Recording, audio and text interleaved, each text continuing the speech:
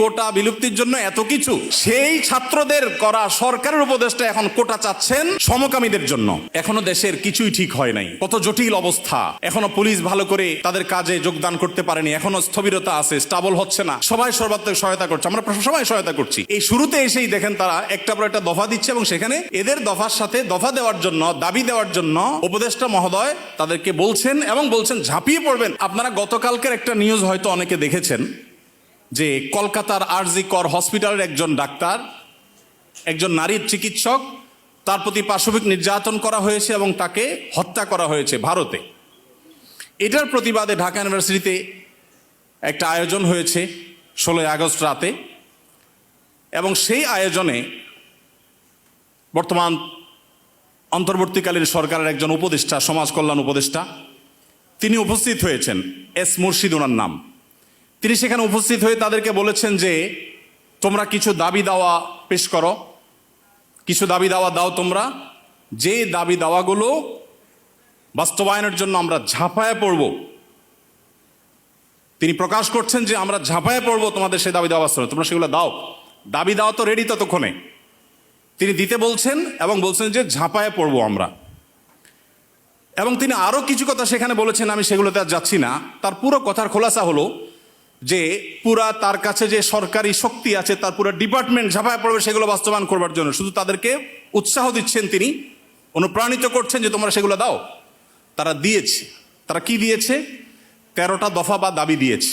এই 13টা দফা দাবির ভিতরে আমি যদি একটু পড়ে শোনাবার চেষ্টা করি, এর ভিতরে একটা দাবি ছিল 3 নম্বরের, সেটা হলো ধর্ম, গোত্র এবং বর্ণের ঊর্ধ্বে গিয়ে প্রতিটি লিঙ্গের মানুষের সম্পত্তিতে সমান অধিকার দিতে হবে। এটা আমাদের প্রচলিত আইন বিরুদ্ধ যেমন, তেমনি এদেশের সংখ্যাগরিষ্ঠ মানুষ মুসলমানদের কোরআনে কারিমের সুস্পষ্ট বিধানের হুবহু বিপরীত। এর আগে বিভিন্ন সরকার যেটা চেষ্টা করেছে, করতে পারে নাই। এখন বৈষম্য দূর করবার নাম দিয়ে কলকাতায় হয়েছে কি, আর তারা দাবি করছে কি? কলকাতায় হয়েছে, একজন নারী চিকিৎসক পাশবিক নির্যাতনের শিকার হয়েছেন, তাকে খুন করা হয়েছে। পৃথিবীতে মুসলমানরা নারীদের অধিকার নিয়ে যখন কথা বলেছে, তখন আজকালকার নারীবাদীদের জন্ম হয় নাই।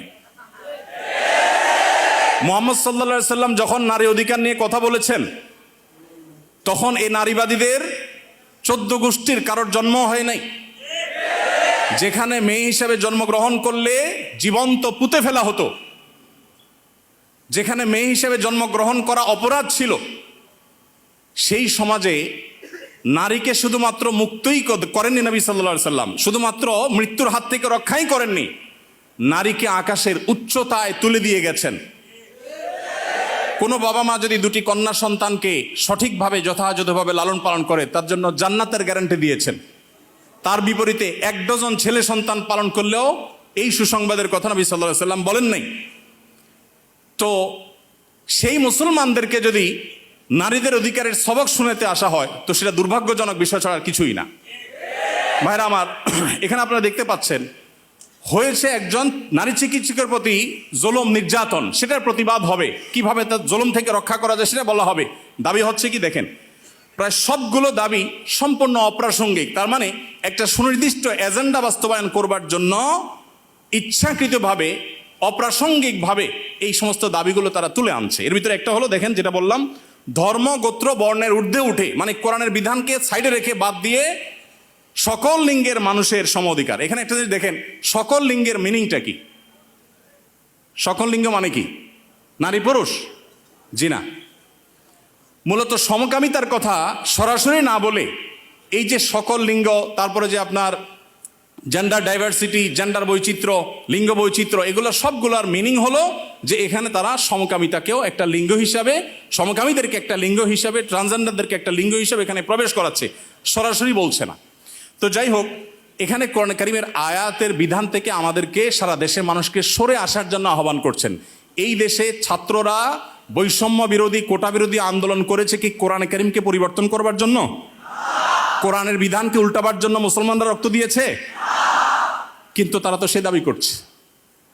আমাদের ছাত্রদের, আমাদের মুসলমানদের রক্তকে তারা কিসের বিনিময়ে বিক্রি করছে দেখেন।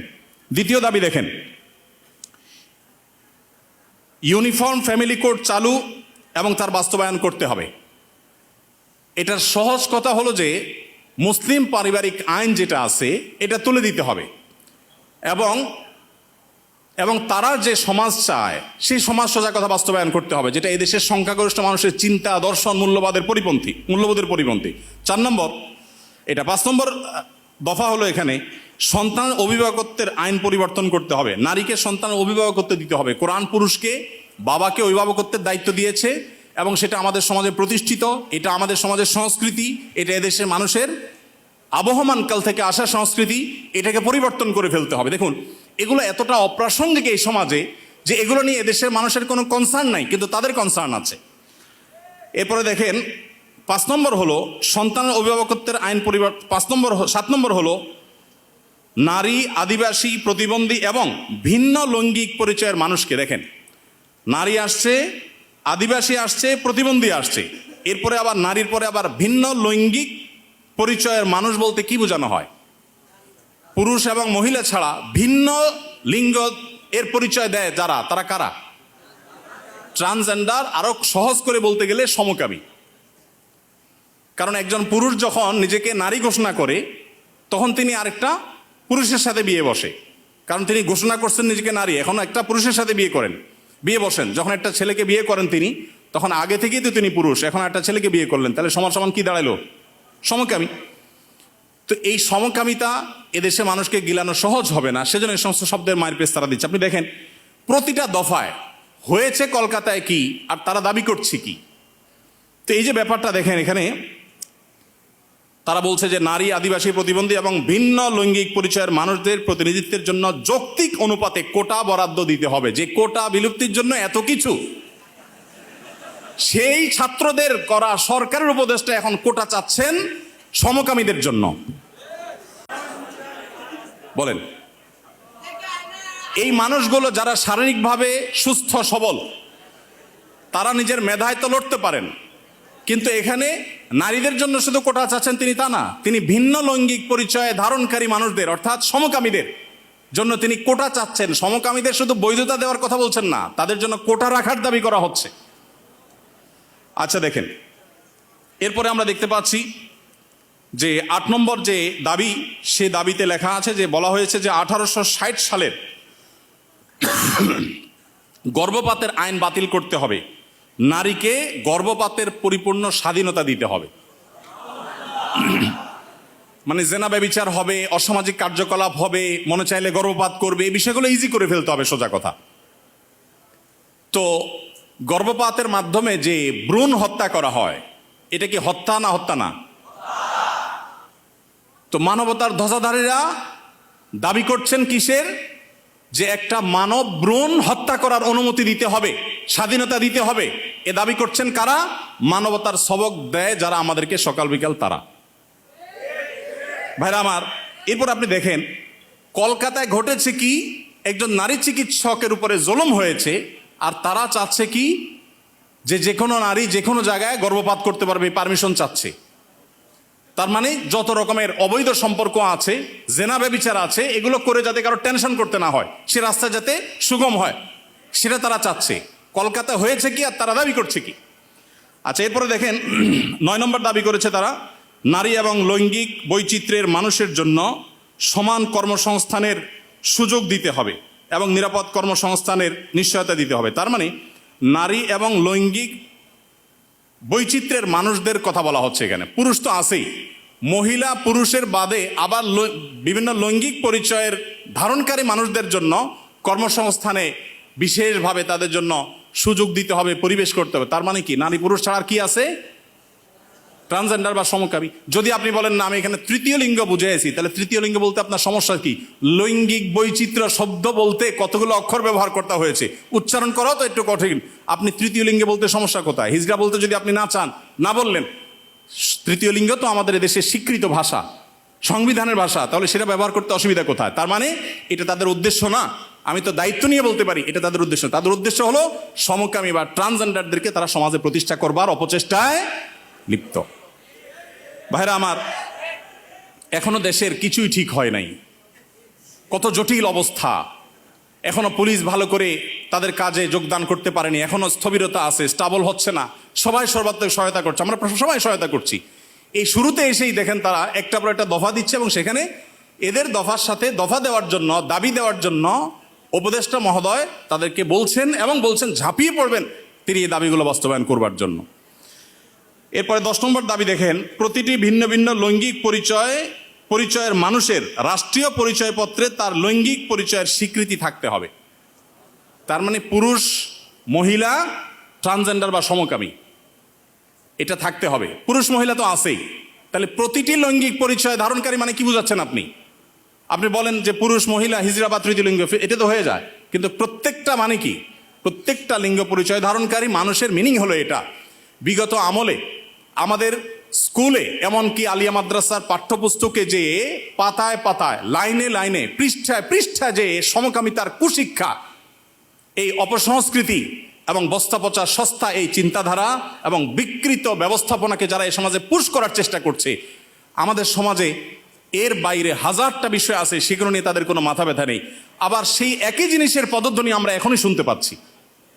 ভাইরা আমার, 11 নম্বর দাবি ছিল তাদের, সব ধরনের লৈঙ্গিক বৈষম্যকারী আইন বাতিল করতে হবে। সব ধরনের লৈঙ্গিক বৈষম্যকারী আইন বাতিল করতে হবে। ওই যে মেয়েদের, ছেলেদের মিরাসের যে আইন আছে সেটা বাতিল করতে হবে। তারপরে যায় আপনার সমকামীদের বিরুদ্ধে আমাদের দেশে আইন রয়েছে, আপনারা জানেন, সমকামিতা লিপ্ত হলে 2 বছর কারাদণ্ডের কথা বলা আছে, সেগুলো বাতিল করতে হবে। এই যে দাবিগুলো আছে, আপনারা এবার মিলান যে কলকাতাতে একজন নারী চিকিৎসক তিনি জুলুমের শিকার হয়েছেন, তার সেই জুলুমের বিরুদ্ধে সর্বকণ্ঠে আমরা শতকণ্ঠে প্রতিবাদ জানাবো, কিন্তু এখানে প্রতিবাদ জানাতে গিয়ে দাবি যেগুলো তোলা হচ্ছে সবগুলো হলো সমকামী এবং ট্রান্সজেন্ডারদের জন্য দাবি। এই যে ষড়যন্ত্র, এটা আমাদের দেশে নতুন না। যারাই যখন আসে বিদেশিদের টাকা পয়সা ফান্ড পেয়ে তারা সেগুলোকে এই দেশে পুশ করার অপচেষ্টায় লিপ্ত থাকে। তারা জানে না এদেশের ওলামা একরাম তাদের শেষ রক্তবিন্দু থাকা পর্যন্ত এ সকল অনাচারের বিরুদ্ধে তারা কথা বলে যাবেন। এদেশের ওলামা একরাম, এদেশের দিনদার মানুষের কোনোদিন এটা বাস্তবায়ন হতে দিবে না।